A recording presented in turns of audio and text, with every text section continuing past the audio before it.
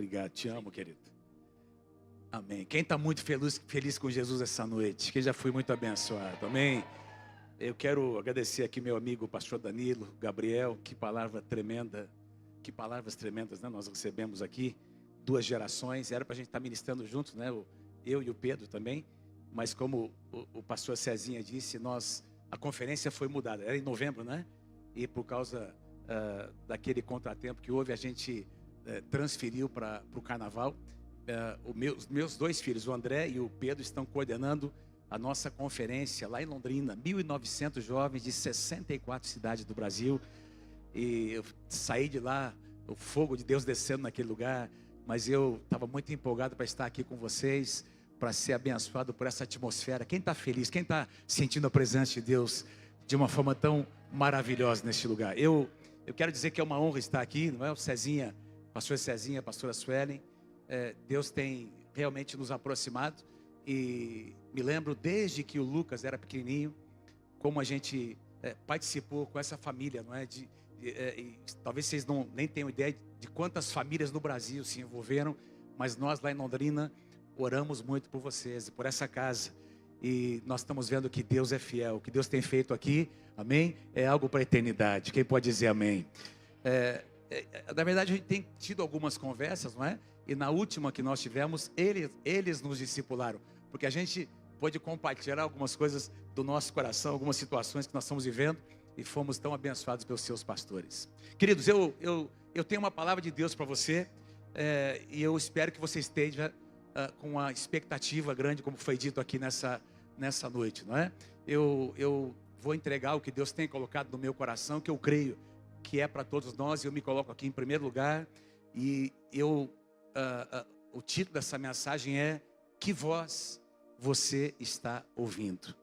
Que voz? Eu vou pedir para você perguntar para umas 2 ou 3 pessoas aí pertinho de você. Que voz?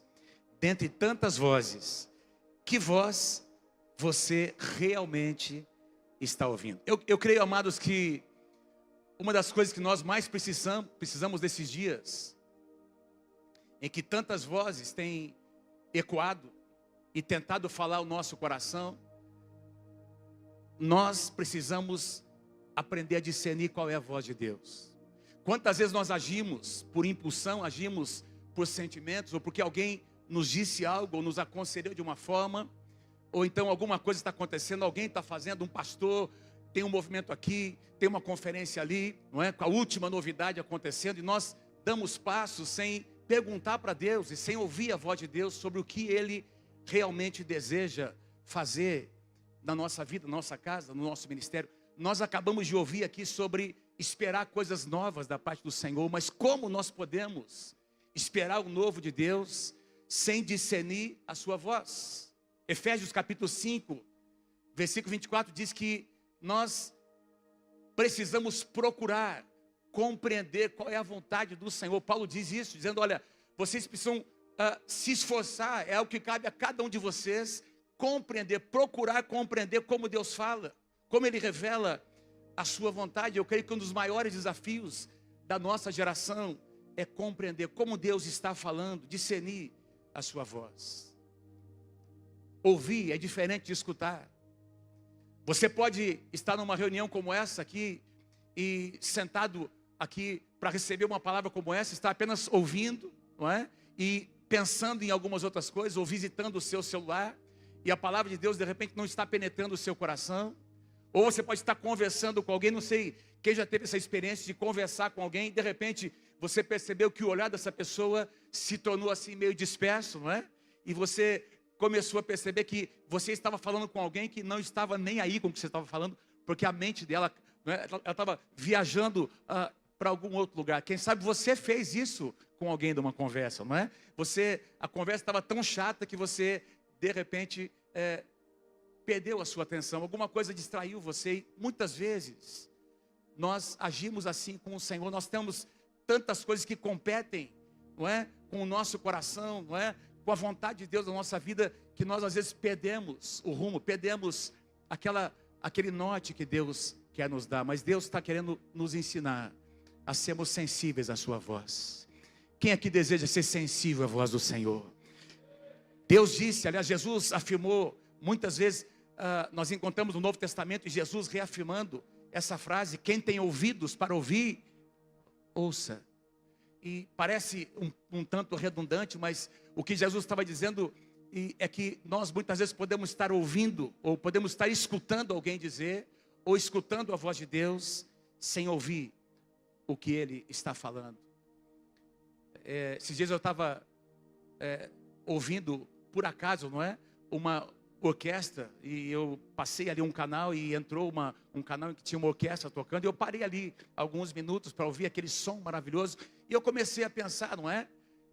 Comecei a pensar em todos aqueles sons que estavam ali misturados. Quando uma pessoa não tem habilidade para ouvir, para distinguir os sons de instrumentos musicais, ela até entende, até recebe como algo maravilhoso, um som maravilhoso, harmonioso que está acontecendo, mas um músico que conhece, um músico que teve os seus ouvidos treinados, ele consegue de repente discernir o som do trompete, o som da flauta, da clarinete, porque os seus ouvidos foram treinados e adestrados para entender, para compreender o que as pessoas normais não conseguem. Eu creio que Deus quer fazer de mim e de você pessoas sensíveis, que conseguem perceber o que outros não percebem, que conseguem ouvir o que outros não estão ouvindo. Por quê? Porque nós permanecemos na sua presença a tal ponto que nós aprendemos a ouvir e a discernir a voz de Deus. Quem recebe essa palavra, diga bem em nome de Jesus. Eu quero tomar como base aqui, tendo feito essa introdução, um grande profeta do Senhor, talvez um dos maiores do Antigo Testamento, um dos mais importantes, o profeta Elias. Um homem que foi tremendamente usado pelo Senhor, com palavras proféticas que mudaram o rumo de nações, palavras que foram acompanhadas de sinais e maravilhas. Um profeta que é conhecido como o profeta do fogo, do avivamento, o profeta das grandes manifestações. Mas eu quero hoje trazer aqui um enfoque um pouquinho diferente da vida desse grande profeta do Senhor, para mostrar para você que está aqui nessa noite, que Deus usa pessoas comuns como eu e você. Deus usa pessoas que têm limitações. Deus usa pessoas que muitas vezes enfrentam contradições nas suas vidas. Deus usa pessoas que muitas vezes nas suas orações mais íntimas dizem para o Senhor: Deus, por que isso está acontecendo na minha vida? Não sei se alguém aqui já fez essa oração. Eu já fiz muitas vezes. Me lembro quando a minha esposa passou por 2 abortos seguidos, enquanto a minha cunhada, que nem era casada, tinha engravidado, e a minha esposa, a gente fazendo tudo certinho, não é? E de repente a minha esposa perdeu aquela criança, perdeu aquele bebê, perdeu mais uma vez. E hoje nós, depois de passarmos por aquela situação, não é? Me lembro que a igreja lá em Curitiba, da qual nós fazíamos parte, estava orando por nós, e a Mônica perdeu o primeiro, e a igreja orando, a Mônica perdeu o segundo, a Mônica, a igreja continuou orando, e de repente a Mônica foi curada. Ela tinha endometriose, Deus curou a minha esposa. O Pedro nasceu, o nosso filho mais velho. A igreja continuou orando, a Ana nasceu. A igreja continuou orando, o André nasceu. E aí nós pedimos para a igreja: parem de orar, por favor, porque Deus já respondeu as nossas orações, não é? Mas eu me lembro que foi um tempo difícil para nós, em que nós estávamos ali dizendo para o Senhor: por que que essas coisas estão acontecendo? Mais recentemente, alguns anos atrás, a Mônica foi fazer um exame de rotina para extrair um cisto no ovário, e a médica teve que abrir, porque era um cisto muito grande, e de repente percebeu que tinha ali um câncer, um material cancerígeno. Foi recolhido, foi comprovado, fomos chamados até o escritório, e a médica disse: olha, eu vou encaminhar você para um oncologista, e ele vai ter que provavelmente abrir novamente para ver qual é a repercussão e qual será o tratamento. Irmãos, foram 45 dias em que nós estivemos ali orando e jejuando, esperando em Deus, tentando ouvir a voz do Senhor, dizendo: Senhor, por quê? Até que depois dos 45 dias, a igreja orando, nós estamos ali intercedendo. A Mônica passou por aquela cirurgia, não é?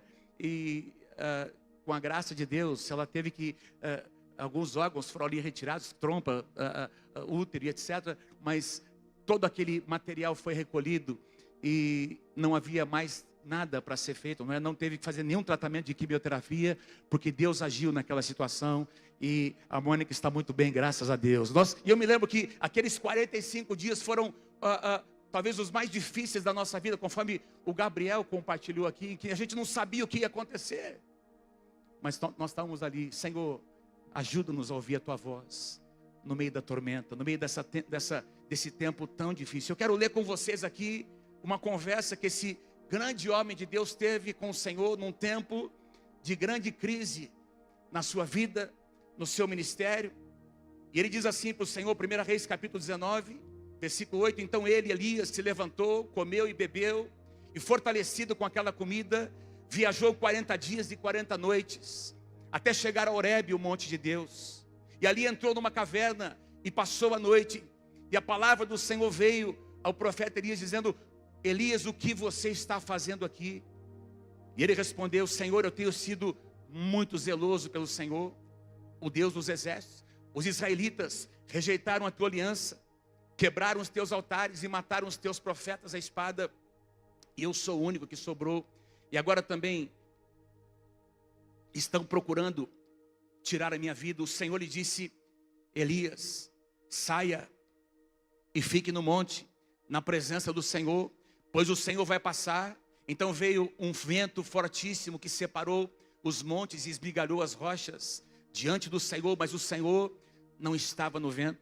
Depois do vento veio um terremoto, mas o Senhor não estava naquele terremoto. Depois do terremoto houve também um fogo, mas o Senhor não estava nele. E depois do fogo houve um murmúrio de uma brisa suave.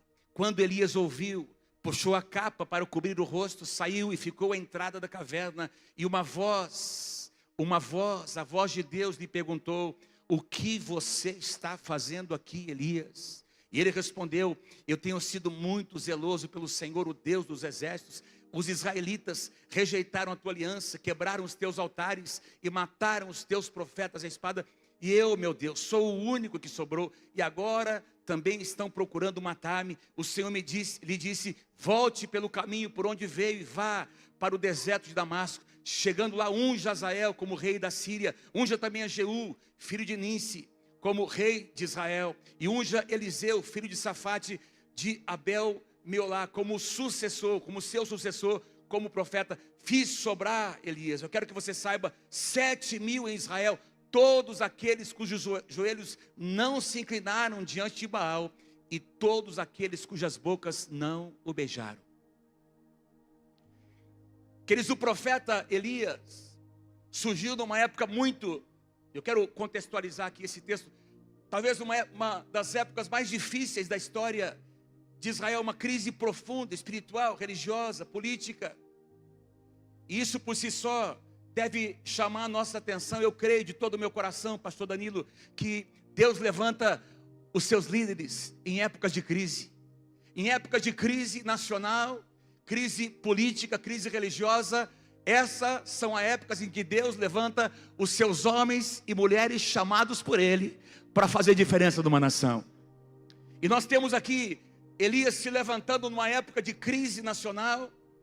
Não é? Ele vivia na época em que Israel era governado pelo rei Acabe, um dos piores que a nação de Israel teve. Dos 20 reis que o reino do norte teve, Acabe foi um dos piores reis, porque ele não só era um péssimo rei, um rei muito fraco, mas ele acabou casando-se politicamente com uma mulher chamada Jezabel. Quem já ouviu falar de Jezabel?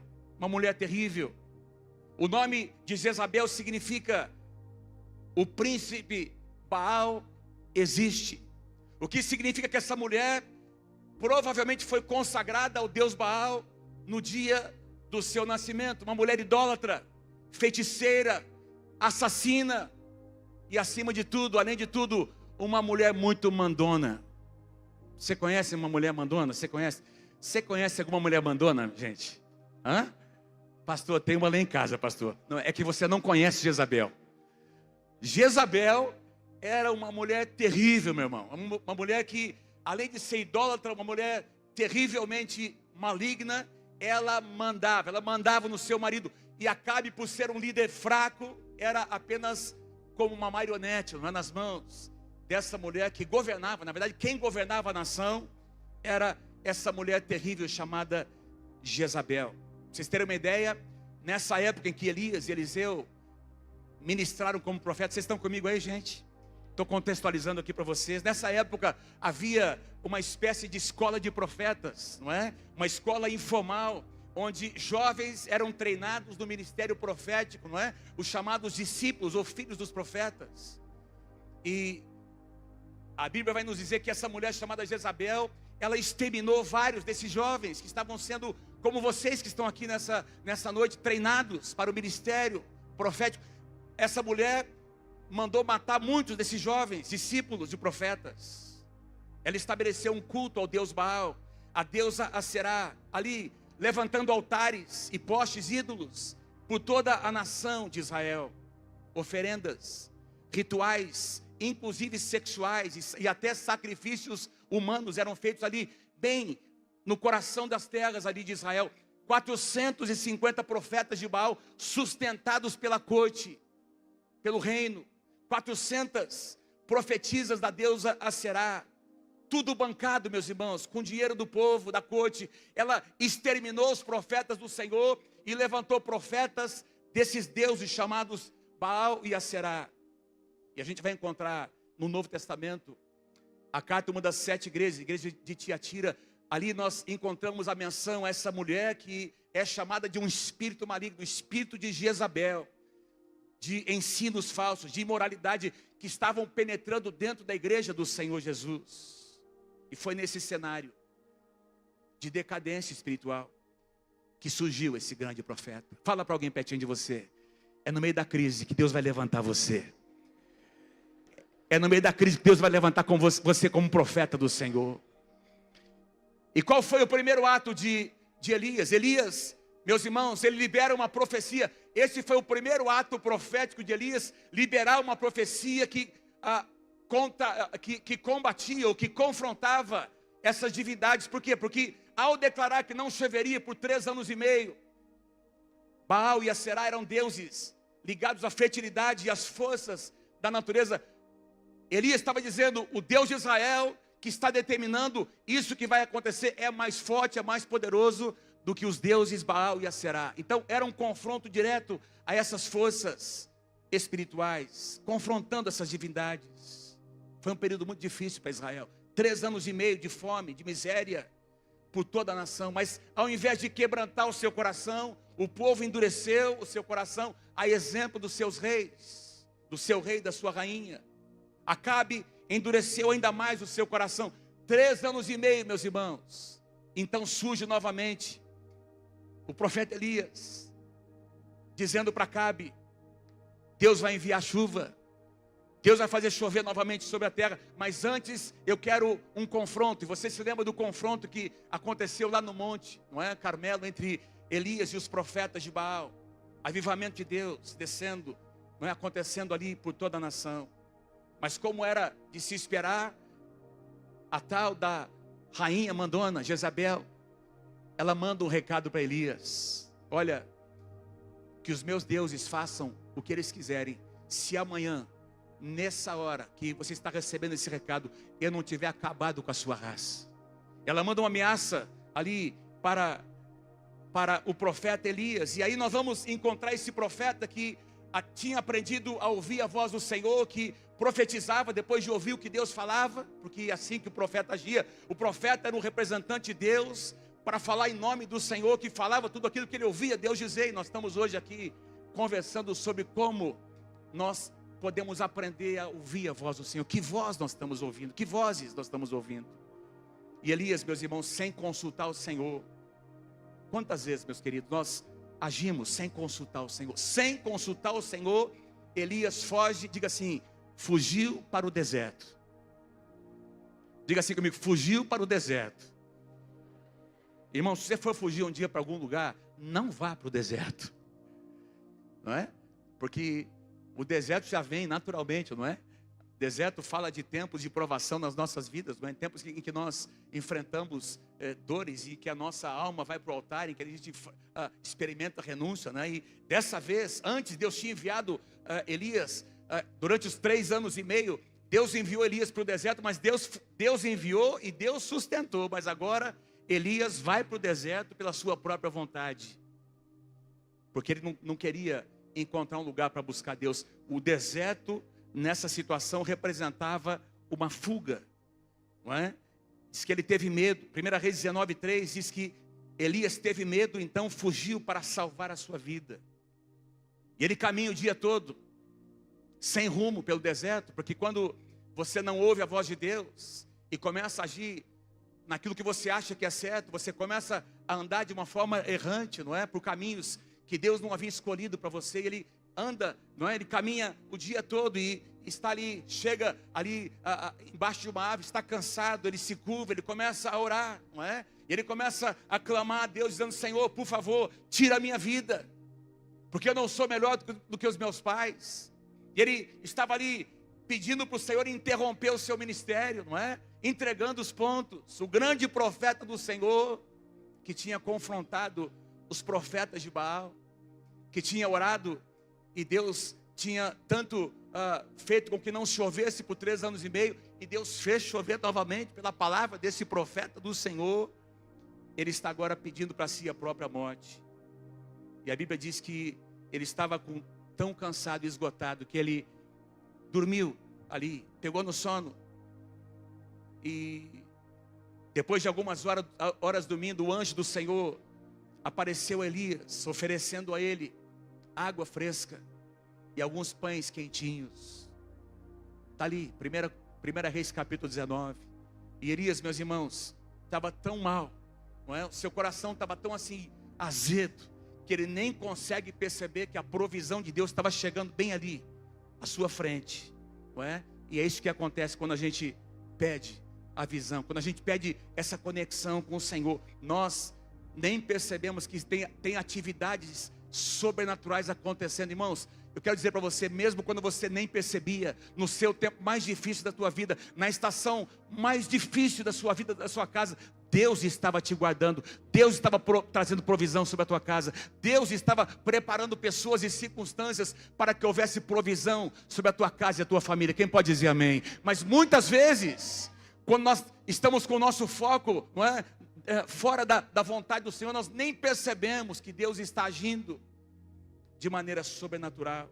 Isso acontece por 2 vezes, até que o anjo do Senhor diz: Elias, vai lá para o monte Horebe, que é o mesmo monte Sinai, não é? Onde Deus havia entregue nas mãos de Moisés as tábuas da lei, não é? E o projeto do tabernáculo. E para mim é muito significativo isso, porque eu creio que Cezinha, para Elias, a maior referência de um profeta era exatamente Moisés. E aí Deus diz: olha, eu vou levar você para um lugar onde eu movi, onde eu fiz maravilhas nas mãos daquele que é uma referência para você como profeta. E Deus manda então que Elias viaje por 40 dias e 40 noites até chegar no monte Horebe, o monte do Senhor.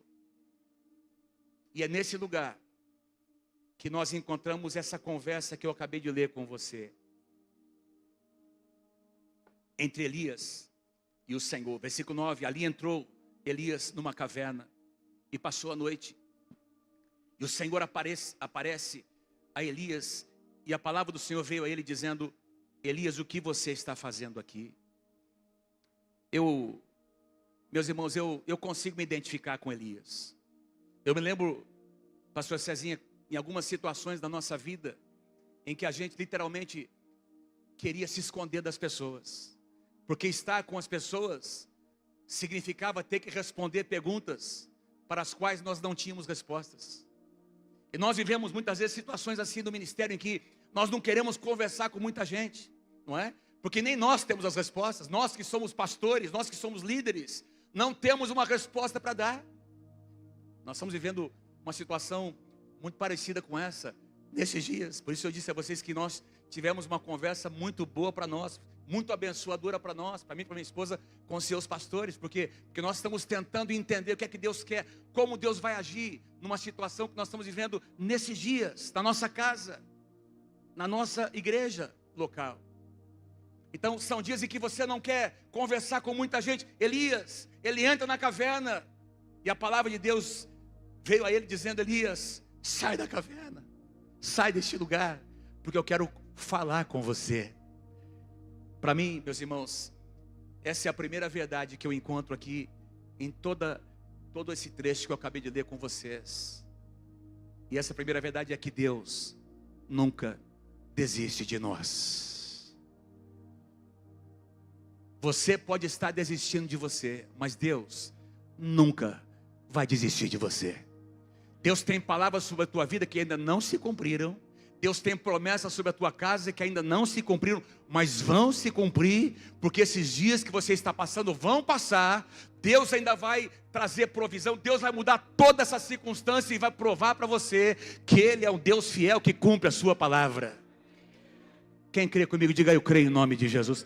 Deus diz para Elias: Elias, saia dessa caverna, porque eu quero conversar com você, eu quero que você ouça a minha voz. Irmãos, a iniciativa sempre vem de Deus. A Bíblia diz que nós podemos amar, porque Ele nos amou primeiro. Todo o plano da redenção está fundamentado nessa verdade. Foi Deus que veio ao nosso encontro. Isaías 53 diz que nós éramos como ovelhas desgarradas, sem pastor, mas o nosso bom pastor veio nos alcançar onde nós estávamos. E aí Deus se apresenta ali para Elias, e Deus diz a ele, e diz lá: a palavra do Senhor veio a ele dizendo: o que você está fazendo aqui, Elias? E ele respondeu: tenho sido muito zeloso pelo Senhor, o Deus dos exércitos. Presta atenção. Os israelitas rejeitaram a tua aliança, quebraram os teus altares e mataram os teus profetas à espada, e eu sou o único que sobrou, e agora também estão procurando matar-me. Note que a resposta do profeta, meus irmãos, tem muitas verdades, mas nem todas eram verdades. Ele responde: os israelitas rejeitaram a tua aliança. Era verdade ou não, gente? Sim ou não? Sim, era verdade. Os israelitas, o povo de Israel havia se afastado do Senhor. Eles quebraram os teus altares. Sim ou não, irmãos? Verdade. Quando Elias confrontou os profetas de Baal, a primeira coisa que ele fez foi restaurar o altar antes que o fogo descesse do céu. Eles tinham, sim, quebrado os altares. O teu povo, eles mataram os profetas. Era verdade? Sim. Jezabel havia matado os profetas do Senhor. Estão tentando tirar a minha vida. Era verdade, gente? Sim, era verdade. E aí ele faz essa afirmação: e eu sou o único que sobrou. E aí a pergunta é: será que era verdade essa afirmação do profeta Elias? Será que era verdade? Não, não era verdade. Deus diz para Elias: não, o que você está dizendo não representa a verdade. Gente, essa declaração de Elias era tão forte, era uma verdade tão forte para ele mesmo, que ele repetiu 3 vezes. Quando confronta os profetas de Baal, ele diz a mesma coisa. E agora, neste capítulo, 2 vezes ele diz: Senhor, eu fiquei sozinho, todos foram mortos, eu sou o único que permaneceu fiel aqui, aguardando o teu livramento, sendo fiel ao meu chamado. E aí Deus diz para ele: Elias, isso não é verdade.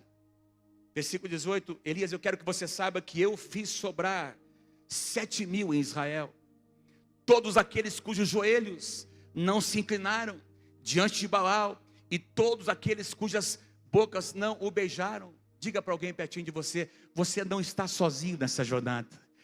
Diga assim: tem muita gente pagando o preço, para que todos nós possamos chegar onde Deus deseja que nós cheguemos. Essa é a segunda verdade que eu quero trazer a você. Sentimentos, diga assim comigo: sentimentos raramente refletem a realidade dos fatos. Quem pode dizer amém para mim? Sentimentos raramente refletem a realidade dos fatos. Sentimentos são importantes para Deus, meus irmãos. São tão importantes que, se você abrir o livro de Salmos, você vai encontrar muitas descrições ali, não é? Cantores, compositores, salmistas derramando o seu coração, sua alma, declarando os seus sentimentos ao Senhor, porque eu creio de todo o meu coração que Deus deseja ouvir no lugar certo, na hora certa, tudo aquilo que nós sentimos. Sentimentos são importantes, porém sentimentos não podem governar as nossas vidas.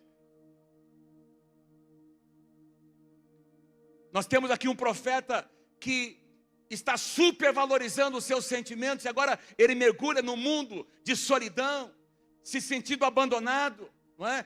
Abrindo mão do seu chamado e chegando ao extremo de pedir para Deus dar cabo da sua própria vida, interromper o seu chamado, a sua trajetória. Mas esse não era o plano de Deus. eu volto a dizer a você, Deus nunca vai desistir de mim e de você. Nós muitas vezes experimentamos estações assim, meus irmãos, em que os sentimentos tentam determinar quem nós somos e tentam determinar qual será o nosso destino. Mas é em tempos assim que nós precisamos voltar os nossos olhos e os nossos ouvidos para o Senhor, porque nós somos daqueles que não vivem pelo que vem, nós vivemos por aquilo que nós cremos. Eu e você precisamos dizer como Jó um dia disse: eu sei o Deus em quem tenho crido. Às vezes nós estamos olhando uma situação, e o Gabriel disse muito bem aqui, enquanto ele estava passando com a sua esposa, e eu creio que foi algo que envolveu toda a família, até a igreja, e não tinha ainda uma solução, não tinha um norte, não é? Era difícil entender, enquanto você passa por aquela estação, é muito difícil você compreender qual é o próximo passo a dar e ouvir a voz de Deus. Por isso é muito importante você ter muito bem seguro na sua vida, muito bem determinado a quem você vai dar ouvidos, quem fala na sua vida, quem ministra o seu coração quando você passa por uma crise. Em tempos como esse, nós vamos aprender a dizer como o apóstolo Paulo disse em Romanos capítulo 8. Ele não disse lá, sentimos.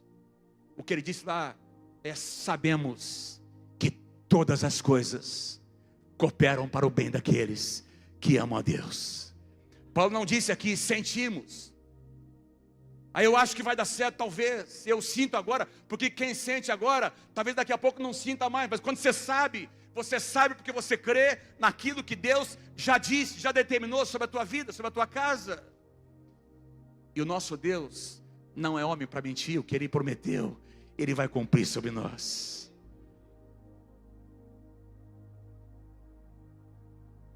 Versículo 11 diz, o Senhor lhe disse, saia, Elias, e fique no monte, na presença do Senhor. Eu não sei quantos de vocês, meus irmãos, ou se você consegue lembrar a última vez em que você chorou na presença de Deus.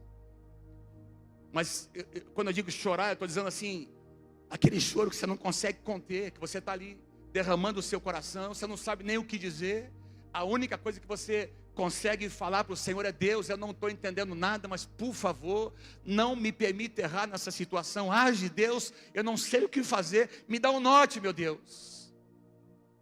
Eu não sei qual foi a última vez que você experimentou isso, mas eu creio que Deus quer te levar a momentos como esse, de chorar na sua presença, de entender que é na presença de Deus que as respostas chegarão até a tua casa. Deus diz, saia da caverna e vem aqui para a minha presença, pois o Senhor vai passar. Então veio, olha que interessante, diga assim comigo, um vento fortíssimo. Diga lá, um vento fortíssimo. Diz que foi um vento tão forte que separou os montes, esmigalhou as rochas diante do Senhor, mas o Senhor não estava no vento. Depois do vento forte houve um terremoto, mas o Senhor não estava no terremoto. E depois houve um fogo, uma labareda de fogo, mas diz lá que o Senhor não estava também no fogo. E depois do fogo houve um murmúrio de uma brisa suave, não é? Que aquietou o coração de Elias. E eu quero sugerir a vocês aqui um terceiro ponto importante. Diga assim comigo, nem sempre. Diga assim, nem sempre Deus age de forma espetacular. Nem sempre, meus irmãos, vai acontecer do jeito que eu e você gostaríamos que fosse.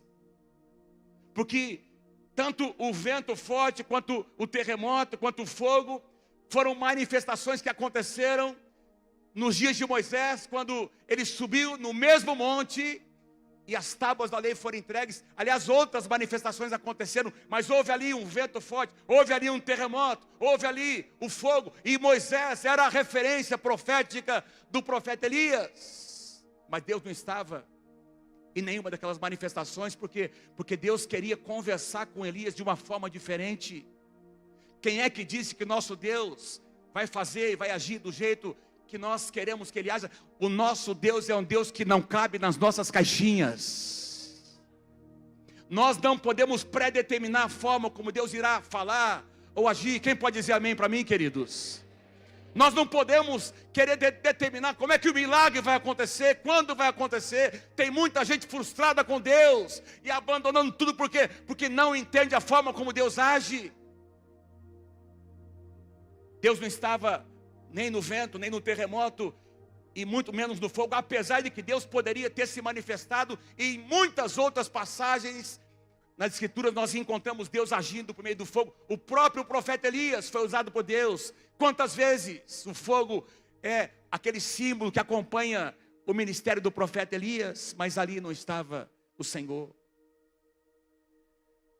Mas dessa vez, Deus decidiu agir de uma forma diferente. Fala para alguém pertinho de você, às vezes, querido, Deus vai agir de uma forma diferente. E é por isso, presta atenção no que eu vou dizer a você, na nossa igreja, irmãos, a nossa igreja fez o ano passado 62 anos de existência. Meus pais são os fundadores da igreja, pastor Samuel, pastor Lígia. Eu vou trazer uma foto deles para vocês amanhã. Meu pai tem 92 anos, minha mãe 87 anos. Todos os domingos, no culto da noite, nós temos 2 cultos aos domingos. Todos os domingos, você vai encontrar meu pai e minha mãe sentadinhos na primeira fileira, louvando ao Senhor, anotando a mensagem que está sendo pregada, não é? Um grande homem, uma grande mulher de Deus. E nesses 62 anos eu aprendi com o meu pai, e nós temos tentado viver essa realidade. Nós temos muitos eventos na nossa igreja, mas nós não somos uma igreja que vive para fazer eventos. Nós temos eventos, mas nós não dependemos dos eventos. Quem está entendendo o que eu estou dizendo? Nós não podemos depender de situações espetaculares, eventos e grandes acontecimentos para tentar ouvir ou entender o que Deus fala ou como Deus fala, porque o nosso Deus é um Deus que decide como agir, usando quem quer, como quer, na hora em que Ele quer, no tempo que Ele reservou para aquilo. E Ele não depende de grandes manifestações para falar ao meu coração e ao seu coração. Aliás, normalmente, se eu passar o microfone aqui entre vocês para perguntar, olha, alguém aqui me conta aí uma experiência, como é que Deus falou com você? A maior parte de vocês vai acabar dizendo, olha, Deus falou, pastor, enquanto eu louvava, enquanto eu estava fazendo o meu tempo devocional, eu estava lendo a palavra, olha, aquela palavra saltou, a presença de Deus veio ali naquele quarto. E a glória de Deus encheu a minha casa. Eu estava ali ouvindo a palavra daquele pastor, e Deus trouxe um constrangimento no meu coração. Irmãos, nós não somos aqueles que vão determinar como é que Deus vai falar conosco.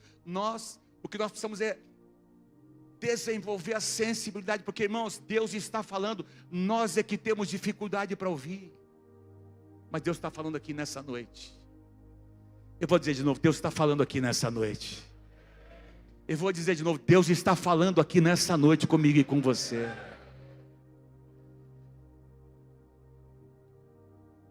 Aleluia. Nunca limite o agir de Deus na tua vida. Às vezes o que você vai ouvir é um murmúrio, bem assim baixinho no seu ouvido. Escuta, não entre por essa porta. Ou quem sabe Deus vai dizer assim, olha, não namore esse rapaz, não namore essa moça. Amém, jovens? Quantos jovens nós temos aqui? Quem é solteiro, levanta a sua mão. Quem quer casar aí, para a honra e glória do Senhor, levanta a sua mão, diga eu quero, em nome de Jesus. Quem não levantar a mão, vai demorar para casar. Vou perguntar de novo, quem quer casar aí, levanta a sua mão. Mas, deixa eu dizer uma coisa, casa com a pessoa certa, meu irmão, em nome de Jesus. Deus vai preparar uma esposa, Deus vai preparar um marido para você. Quem crê, diga amém, eu creio, em nome de Jesus. Não negocia essa decisão, talvez das mais importantes da sua vida. Às vezes você vai ouvir assim uma vozinha no seu coração, não é esse, não é essa. Ou às vezes Deus já está dizendo, é esse, e você não está conseguindo ouvir. Ou então Deus vai fazer você prosperar tanto. Quem aqui crê que Deus pode te fazer prosperar nessa terra? Diga amém, em nome de Jesus. E vai passar, muitos recursos vão passar pela tua mão, mas você vai ouvir uma vozinha baixinha assim no seu ouvido, dizendo, olha, esses recursos não pertencem a você, não toque nisso. Não acesse essa janela. Não envie essa mensagem. Irmãos, nós temos trabalhado na restauração de pastores que caíram moralmente, e tudo começou com uma mensagem enviada no WhatsApp, uma conversa que nunca deveria ter acontecido. E às vezes Deus não vai fazer um fogo cair do céu para dizer para você: não faça isso. Você vai ouvir uma vozinha bem suave no seu ouvido dizendo: olha, não faça, não entre neste lugar, fuja deste lugar, peça perdão, libere perdão. Quem está entendendo o que Deus está dizendo para nós nessa noite? Levanta uma das suas mãos e diga assim: Deus sempre está falando, eu é que preciso discernir a sua voz. Eu quero ir para o último ponto dessa noite. Se o pessoal aqui do Ministério de Música puder vir, por favor.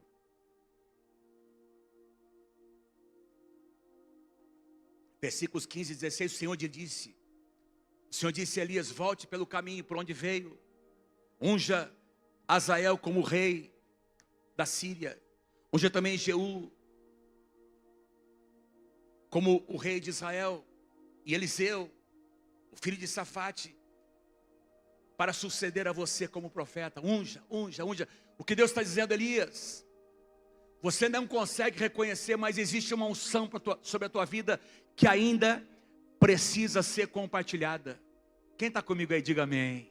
Esse é o último ponto que eu quero deixar com vocês. Em Deus sempre existe uma segunda chance. Vocês ouviram o que eu disse aqui, irmãos?